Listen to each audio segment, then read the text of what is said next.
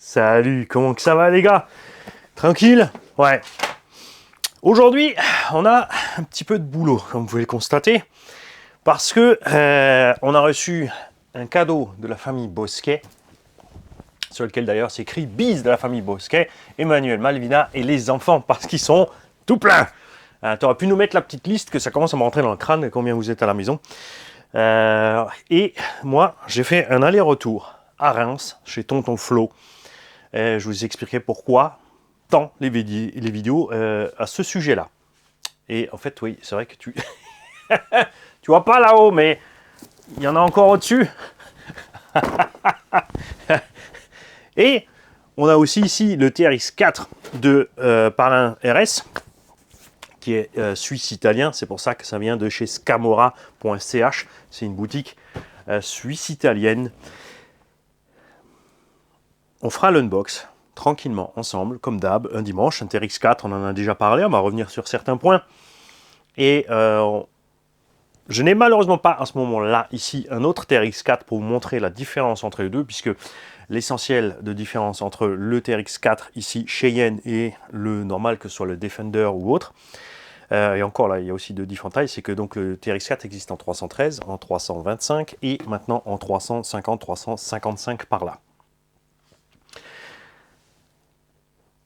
Il y a plein d'options, puisque Traxxas a très bien compris que les gens adorent optionner, personnaliser les machines. Alors, il y a tous ceux comme moi qui aiment bien bricoler, qui sont pas chauds pour mettre une fortune pour faire des choses qu'ils peuvent faire eux-mêmes, parce qu'ils préfèrent investir le budget ailleurs. Et il y en a qui, c'est des Apple freaks, j'appelle ça, c'est-à-dire des gens qui aiment le tout cuit.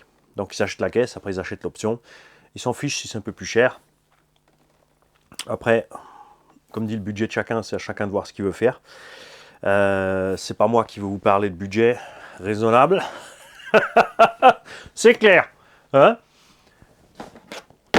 Et on va causer rapidement aujourd'hui de ces bébés-là. Les batteries Traxxas. Depuis le début, ça fait longtemps qu'elles existent. J'en avais essayé depuis le début, une catastrophe. Très très chère, très lourde. Et très peu endurante. Hein. On a été, beaucoup d'entre nous ont été extrêmement déçus de ces batteries Traxxas. En plus, les premiers chargeurs avaient absolument, c'était full automatique, tu branchais, tu n'avais aucune info sur ta lipo, il manquait plein de choses. Maintenant, évidemment, bien sûr, ils ont fait évoluer le système. On a le système ID, donc le chargeur reconnaît la batterie, avec l'appli et le mode Bluetooth, tu as tout sur ton smartphone ou ta tablette, tout ce que tu peux relier sur ton chargeur. Moi perso, j'ai pas essayé, ça m'intéresse pas. Je vais pas allumer un chargeur et à côté relier mon téléphone à mon chargeur pour pouvoir le piloter. Si moi je préfère un chargeur avec des touches dessus, je fais mon truc et je me casse, je vais faire autre chose. Hein?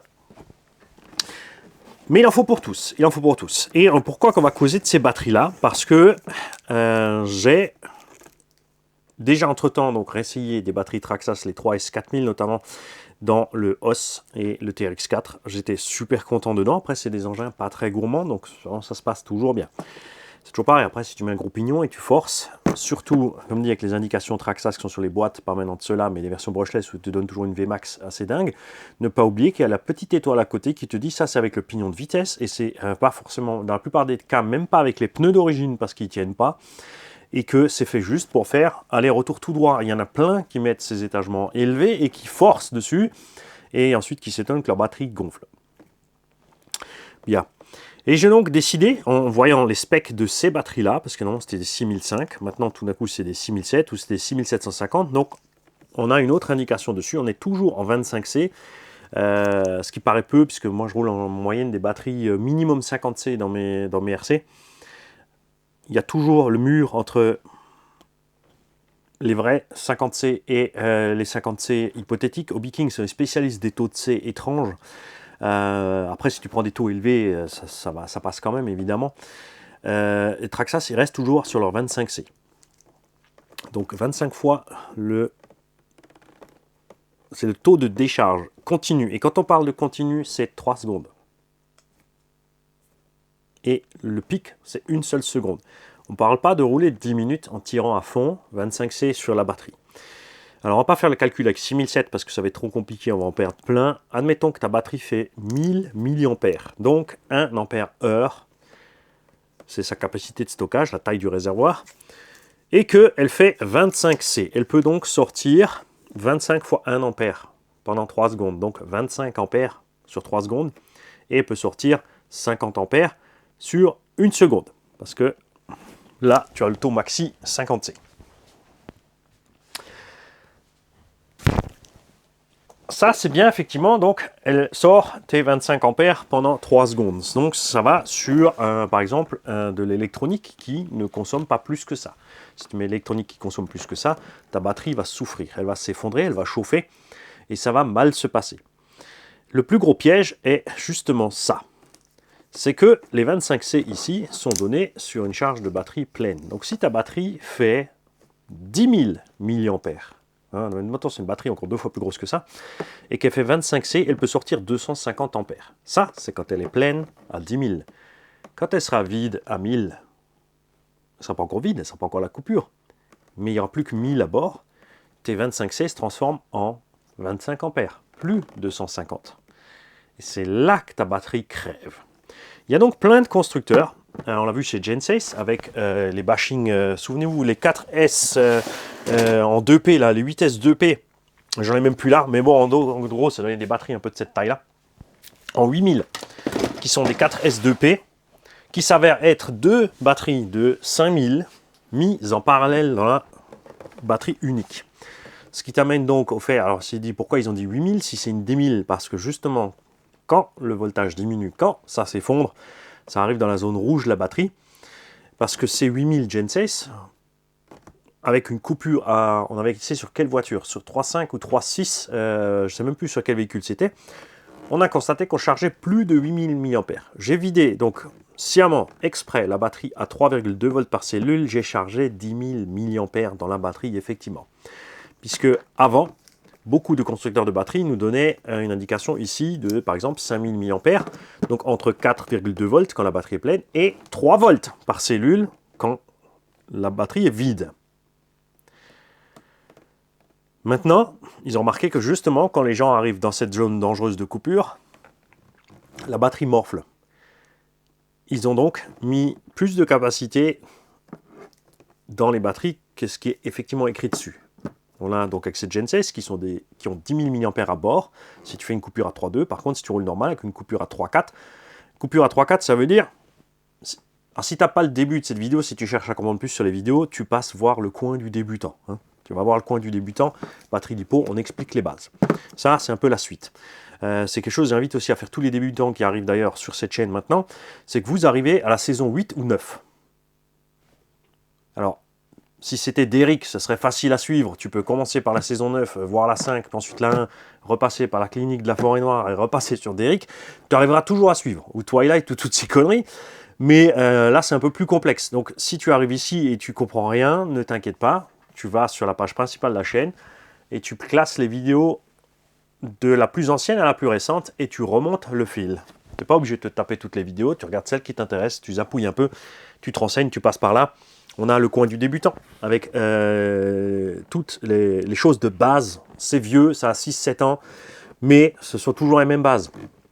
Il y aurait des trucs à ajouter maintenant entre-temps, avec l'évolution des techniques et des trucs. Il y a le coin du dépanneur aussi, toujours, avec les systèmes de base pour se dépanner tout seul.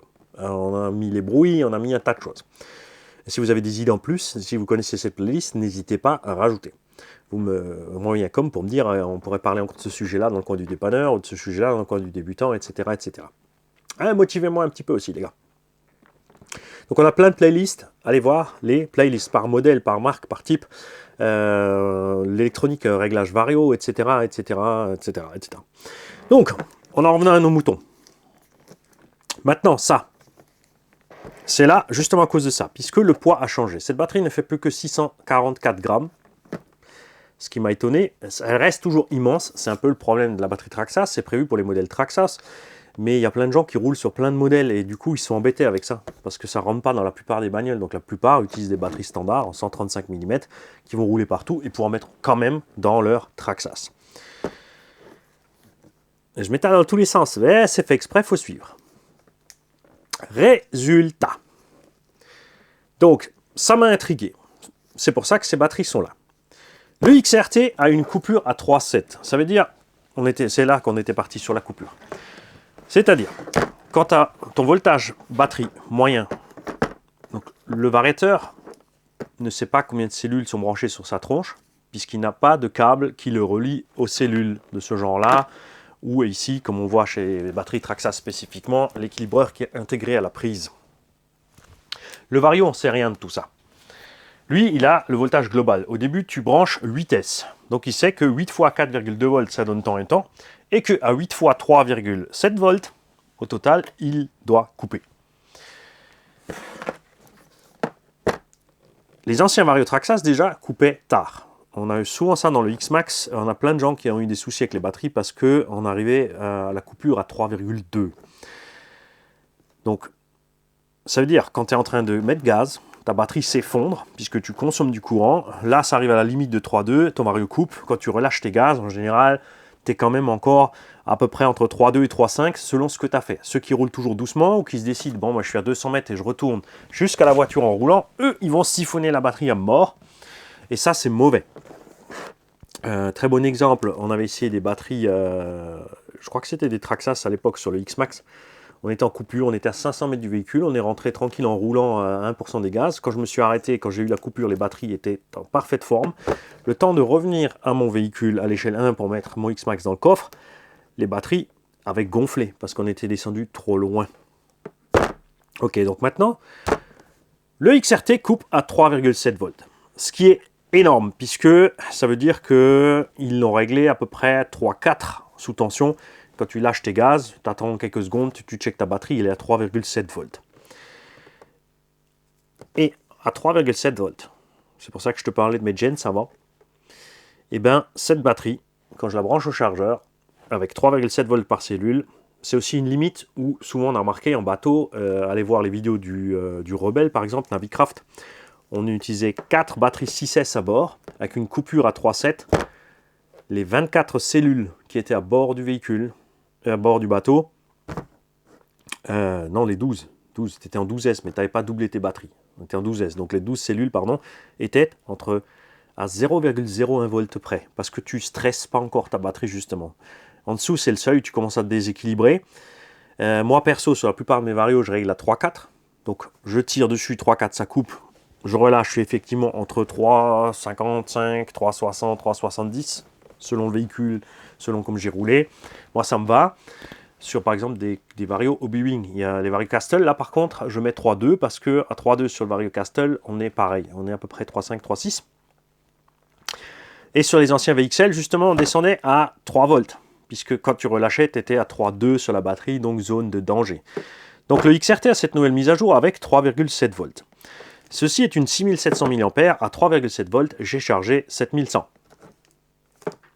La première fois, je me suis dit, bon, ok, on essaye encore une deuxième fois, puisqu'on a fait 2 runs avec ces batteries. Deuxième fois, idem, on a dépassé les 7000 mAh de charge, 7100 ou 7200. Même sur la deuxième batterie, on était 7180 et 7200 et des brouettes sur la deuxième, avec une coupure à 3,7. Ce qui veut donc dire que si je descends cette batterie à 3,2, elle aura bien plus à bord. C'est ce que nous allons tester, parce que pour l'instant, pour le charger, j'avais juste branché ça sur mon CB86+, c'est un chargeur qui charge uniquement par le cordon d'équilibrage. Je n'ai pas toutes les données dessus. J'aime bien charger avec celui-là parce qu'il charge chaque cellule comme si c'était une entité différente. Ce qu'on ne sait pas non plus si c'est du 2S, 2P, du 1S, 1P. Il n'y a aucune indication sur ça sur la batterie. Donc moi, je vais rapidement me souder un cordon. Là, je vais partir avec ma prise Traxxas, mon cordon Traxxas. Là, je vais me rajouter donc mon plus et mon moins. Et je vais brancher ça sur mon HTRC 400. Sur le HTRC 400, je vais pouvoir... Alors déjà, je vais rouler, parce que pour vider une batterie, je ne vais pas m'amuser à la vider au chargeur. Je vais la rouler pour la vider, ça va être beaucoup mieux. Ça, c'est une chose. Ensuite, on videra le reste. Par contre, sur le chargeur, on descendra à 3,2 volts. Je vais recharger cette batterie, ensuite pleinement de 3,2 à 4,2. Et on va voir ce qui se passe là-dedans. Attention, ça ne veut pas dire qu'il faut utiliser, s'il y a 10 000, que tu peux descendre ta coupure et aller utiliser les 10 000. Laisse cette marge de sécurité parce que c'est ce qui va permettre à ce que ça se passe bien. On l'a vu sur les bashings justement en 4S2P, là, en 80C. Je les ai mis dans des engins lourds, on a tiré beaucoup de jus dessus, ça s'est super bien passé. La batterie chauffe aussi beaucoup moins de ce fait parce que tu ne vas pas dans la zone de danger où l'ampérage devient trop élevé en tirage de jus, si je peux dire. Donc on va en causer encore de ces batteries, parce que ça m'a étonné. Tout simplement. Ce qui est un peu dommage, c'est que Traxxas ne donne pas de mise à jour sur ça. En fait, si tu regardes depuis les premières batteries jusqu'à maintenant, ils vendent juste leurs batteries avec leur RTR, point barre. Ils t'ont pas dit... Alors peut-être ils n'ont pas envie de dire que c'est une nouvelle génération, parce que ça voudrait dire qu'ils avouent que ce qu'ils ont fait avant, c'était pas terrible. En tout cas, donc méfiez-vous. Parce que ce qui se passe aussi, c'est que si la coupure est à 3.7 sur le VXL, si ces batteries font 6007 prévues entre 3.7 et 4.2, c'est là qu'il faut commencer à suivre.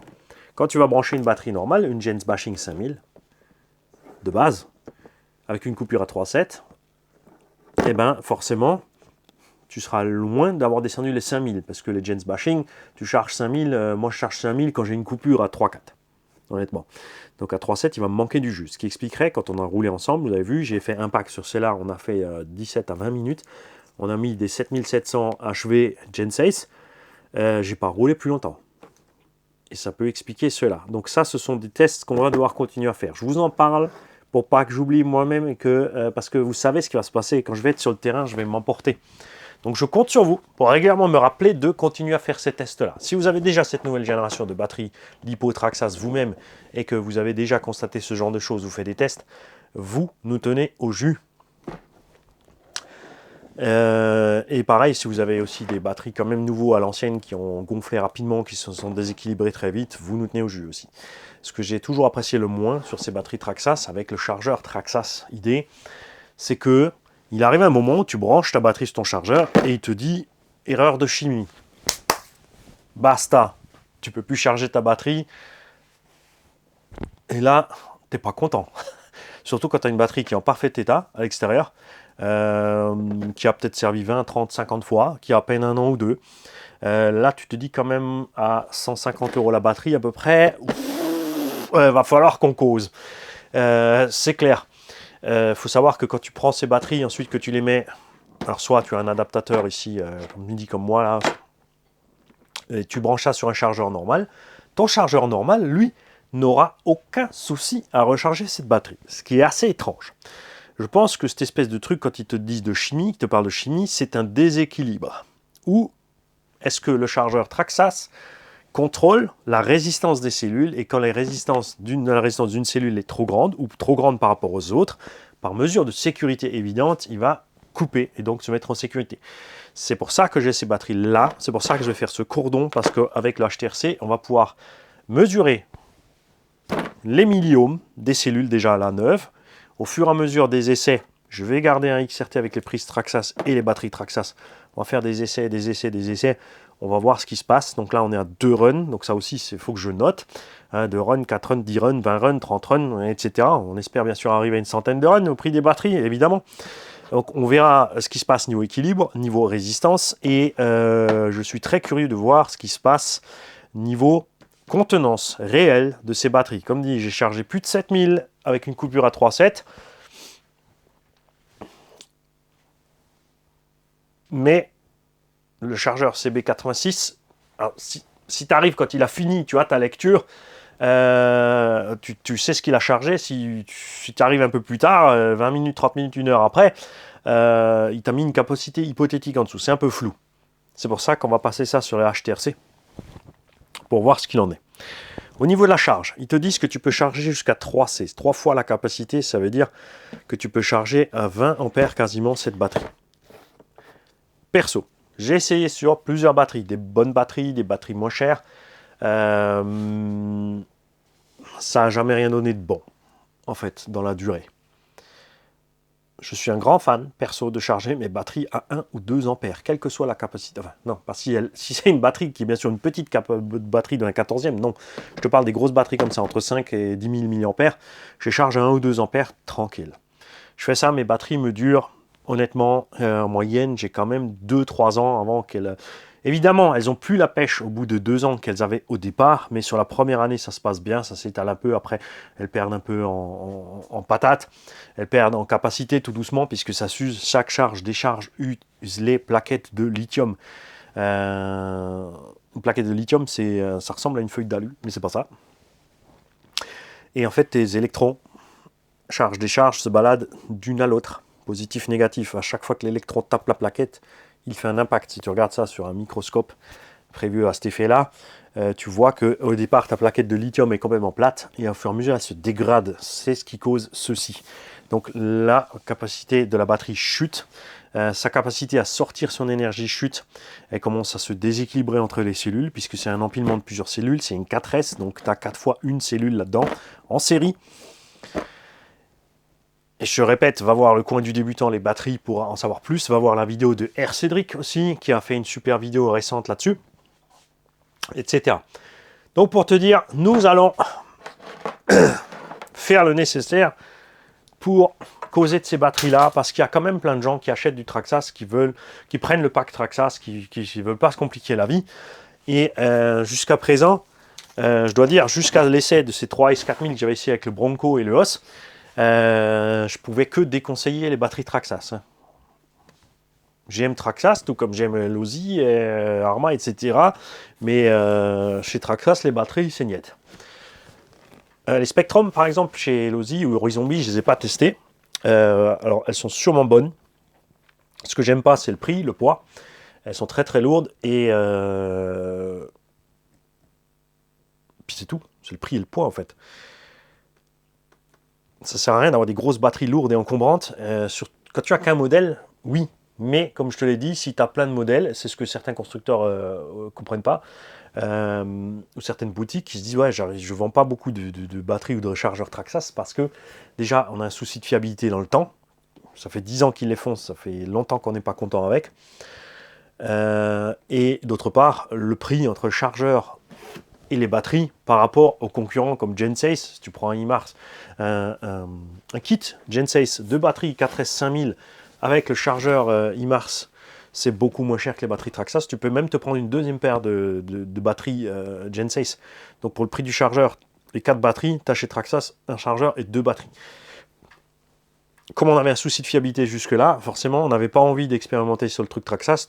Gensace, on est tranquille avec. Enfin, moi, je suis content. Chacun a ses expériences. Chacun a sa marque de batterie fétiche où il est content ou pas. On a tous eu, même chez notre marque de batterie fétiche, ou notre modèle de batterie fétiche, parce que c'est pareil, chaque constructeur a différents types de batteries. Il y a des batteries aussi chez Gensace qui ne me convenaient pas. Les Bashing 40C, par exemple, n'étaient pas bien du tout. J'ai essayé certaines batteries 6S là, pour les hélicos. Pareil, ils ont gonflé relativement vite, donc je n'étais pas content non plus. Après, il y a le gros truc à prendre en compte, comme dit pour les batteries, c'est ton utilisation. Les constructeurs se basent toujours sur une utilisation normale du véhicule, c'est-à-dire pas tout le temps plein gaz, pas tout le temps en train de forcer dans l'herbe haute, dans la neige, la boue, pas avec des températures extrêmes. Et nous, c'est pas ce qu'on fait. On fait des grandes lignes droites, on tire la bourre dans la boue, la neige, l'herbe haute, on force un véhicule contre l'autre, ce genre de choses. Ça, évidemment, ça ne fait pas partie des choses normalement prévues par les constructeurs. Donc, prenez ça en compte. Une fois plus, donc, je vous attends dans les coms pour parler de tout ça. Parlez-moi de vos expériences avec vos batteries, les tests que vous avez fait sur quelle marque de batterie, si vous avez pris le temps de tester ou si juste tout simplement, comme dit, vous avez tant et tant d'utilisation avec cette batterie, vous avez acheté par exemple une Orion, vous avez essayé à côté de ça une Gensace, vous avez essayé à côté de ça une HRB, à côté de ça une autre. N'oubliez pas, comme dit, de préciser votre façon d'utiliser votre véhicule. Ça, c'est très important pour les gens qui roulent cool, toujours, qui sont détendus, comme Pat RC36, et d'autres qui ne bâchent pas, qui vont dans une prairie, se font plaisir avec leur engin. Même des batteries pas chères font le travail, parce qu'ils en demandent pas trop au matos. C'est à toi de faire tes choix. Si par contre tu es toujours en train de tirer à fond la caisse sur la batterie et avec des pignons énormes de 42 comme font certains, en roulant normal en situation de circuit ou de bâche avec ton speed gear, donc l'étagement pour faire de la vitesse, là évidemment il va te falloir des batteries de 120, 150C qui coûtent une blinde. Et même celles-là tu vas les crever parce que dans ce cas-là tu es un bourricot. Si comme moi, tu es un bourricot qui se donne les moyens, c'est pas un problème. Si tu es un bourricot qui n'a pas les moyens, c'est un problème. Et je sais, hein, ça te démange depuis avant, tu es en train de regarder ce qu'il y a écrit là-dessus. Oui, 599 francs suisses. Et pourquoi que c'est moins cher en Suisse qu'en France? Parce qu'en Suisse, il n'y a que 7,5% de TVA. Et en France, 20. Et ouais. Mais par contre, quand tu passes la frontière, il faut dédouaner, donc ils te rajoutent les 20% sur la gueule.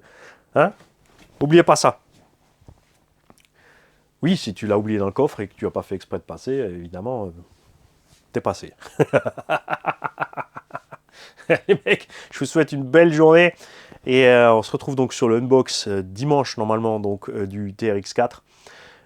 Cheyenne et de la petite montagne qui est là-bas, qui va donc de tout en bas là au sol, attends, c'est de l'autre côté, là en bas, regarde, jusque tout en haut là, au plafond. Ouais, heureusement que j'avais dit que j'allais me détendre sur les achats et les fournitures et tout ça, hein.